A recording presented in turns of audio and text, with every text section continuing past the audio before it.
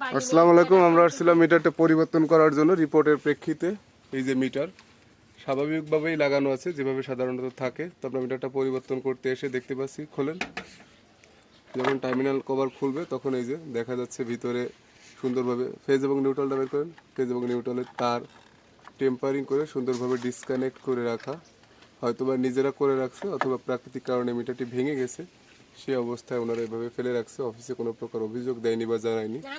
তো এটা কিন্তু বেশিরভাগ ক্ষেত্রেই গ্রাহকরা টেম্পারিং করে থাকে। যদি এরকমটা হয় তাহলে অবশ্যই কিন্তু মিটারের জরিমানা হবে এবং গ্রাহককে সেটা দায়ভার বহন করতে হবে।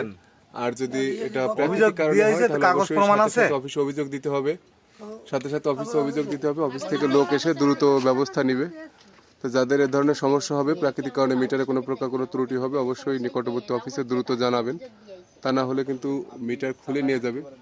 আপনারা দেখতে পাচ্ছেন এই মিটারটি প্রাকৃতিক কারণে ওনারা বলতেছে, গ্রাহক যে প্রাকৃতিক কারণে ভেঙে গেছে, ওনারা অভিযোগ জানাইছে। তো আমরা অবশ্যই অভিযোগ দেওয়ার সঙ্গে সঙ্গে সেখানে যাই এবং ঘটনাস্থলে গিয়ে কি হয়েছে সেটা তদন্ত সাপেক্ষে দ্রুত সমাধান করি।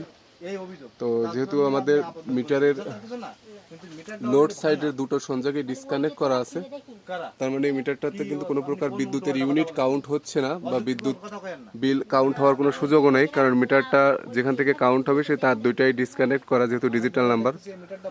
পরিশেষে সকলে যাদের মিটার এই ধরনের সমস্যা হবে অবশ্যই দ্রুত অফিসে জানাবেন, অফিস থেকে সমাধান করে দিবে। ধন্যবাদ সবাইকে। আসসালামু আলাইকুম।